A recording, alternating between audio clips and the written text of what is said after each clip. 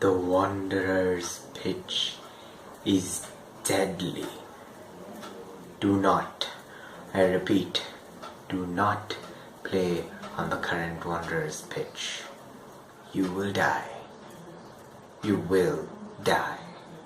So saying that may be a bit of an exaggeration, but it is indeed a deadly pitch at the Wanderers. If you follow the India-South Africa tests, you would know that in this third test, after India losing the first two, the pitch misbehaved. You had balls which were bowled fuller and just leaped up from a crack and hit the batsman around the shoulder area, or sometimes even the inside of the thigh. And the physio got called, if I'm not wrong, 8 times in 3 days. When I was watching it, Murli Vijay got hit the most. When I saw it, he scored 25 of 127. The bare fact that he faced more than 100 balls on this pitch really amazes me. But the point is that he got hit many times, and the ball, after aiming at a good length, seemed to leap up. So you would normally play on the front foot for a fuller ball, but now it hits a crack or something and it just leaps up, and you have to make the adjustment, and if you can't make it quick enough, it hits you around this area, right? So there's that. So okay, nothing much to say about that, but now we get to what happened today. So India batted today. They played 80 overs, 80.1 overs. So the 17 they played yesterday, so 63 overs. In those 63 overs, there was ruthless bowling, ruthless bounce. Yeah, there was one ball from Morkel. If I don't get the clip, I'll just tell you about it. He bowled a fuller ball. You know Morkel, Morne Morkel. He's a tall guy. He can hit the deck hard. So he bowled a fuller ball. Murli Vijay went for the defense. It missed the edge, and normally it would carry through to the keeper. No, it almost rolled. It went underneath the Vijay's bat, and it almost rolled, just one more bounce to the keeper, and the keeper had to bend down to get it. That's proof enough of how weird the pitch is, right? So, right now, that being one side of an example, second side. South Africa's second innings. The target is 241, which seems a really, really difficult target on this pitch. Now, South Africa come out who are ready to face about an hour or so of Indian fast bowling. Markram gets out early. Now, there's Elgar and Amla. Yet again, same situation for the South African batsman. The ball either bounces too much or bounces very less. It's kind of like one of the pitches we play in our apartment. If some of you are from my apartment, you'd probably know what I'm talking about. There'd be some crazy things where it like hits, a crack or a rock or something, and just skids, and you're clean bowled and you have no idea what just happened, so you're just saying it's unfair, but they say it's the pitch. We're batting on this pitch too, it's not our fault. Similar situation at the Wanderers. Now, Elgar, he got a ball from Bumrah. Bumrah bowled a, I think, good length or short ball. What happened is, do I stand up for this? Nah, okay. So Elgar comes on the back foot trying to defend. It hits a crack, I think. It angles in, so it comes from outside off inwards, and it bounces up. So instead of bouncing at the normal thing like this, like this, it'll bounce up like this. So Elgar tried to sway out of the way and tried to fend at it. It hit him smack on the grill. Now this shocked him. He took off his helmet. They checked if he had a concussion by looking into his eyes. They put an ice pack, and that is when the match referee comes in and talks to the umpires and rules the conditions too dangerous for play to resume. Now, India, specifically Virat Kohli, was not happy about this.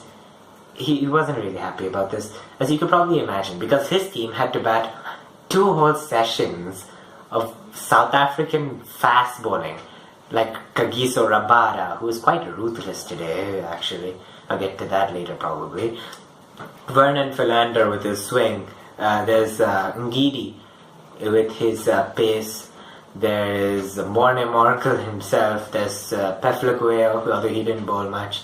So the prime South African fast bowling they had to face on this kind of pitch. They did it pretty well, mind you. They're going at around 3 per over for 80 overs, scoring more than 200.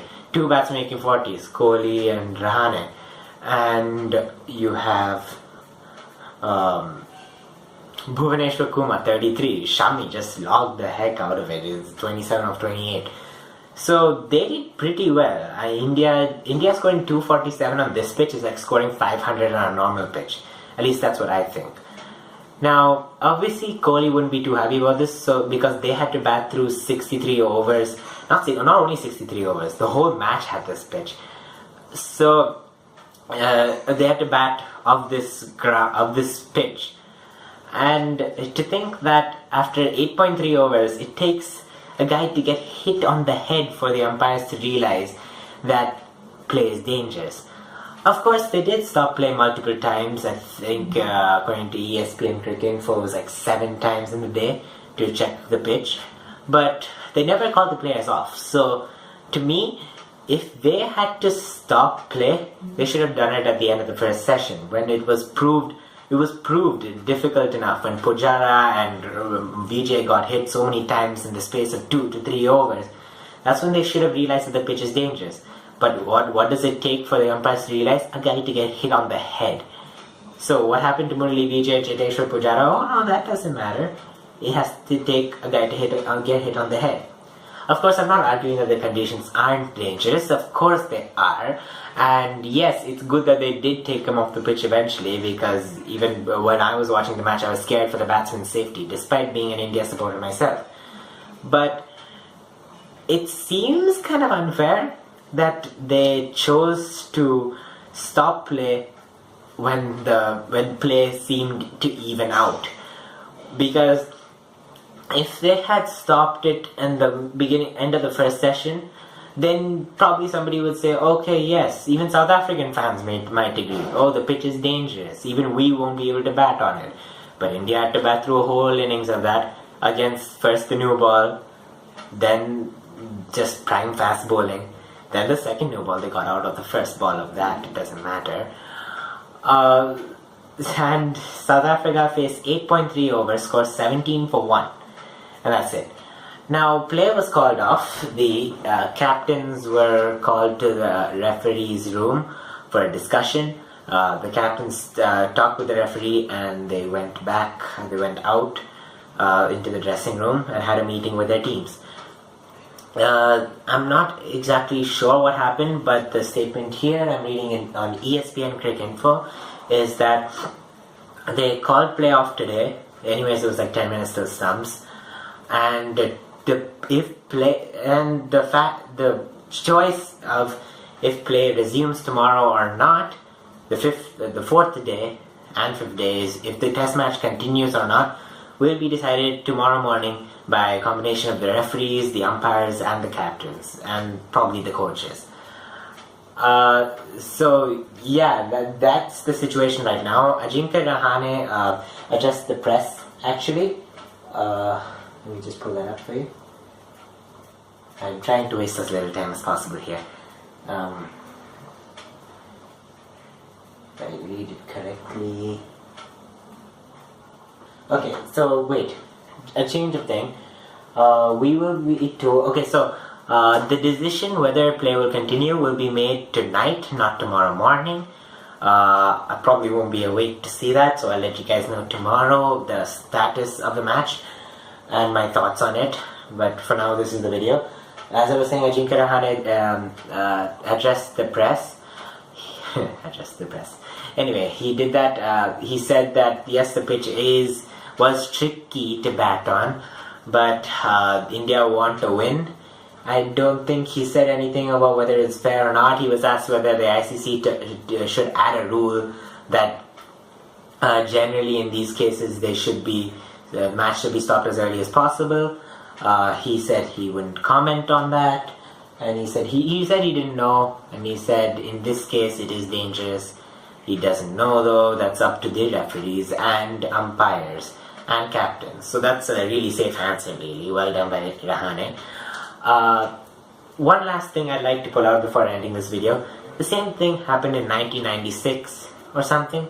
Not sure between which teams. I think it was New Zealand or West Indies. The pitch, they played like some 8 overs. The batsman got hit 13 times on the shoulder, neck or head. This is 1996, so even the helmets weren't that well equipped. So they got hit 13 times near the head, neck and shoulder. The umpires came and they had a look at the conditions and they called the match off. That was in 1996. Now, this is happening and I have no idea how this is going to end up. Most likely with the match being called off, but if it isn't, I'll let you know. That's it from me, I think, for today. I will update you with the status of the match tomorrow. I can't bring myself to say that for some reason. I'm not wearing sunglasses because of any looks or anything. I'm looking straight into the light and I'm already getting a headache. I shouldn't record for more than 10 minutes. No need of that ad revenue because I can't get it anyway. So I will see you guys in the next video. Stay Chernobyl. Oh god.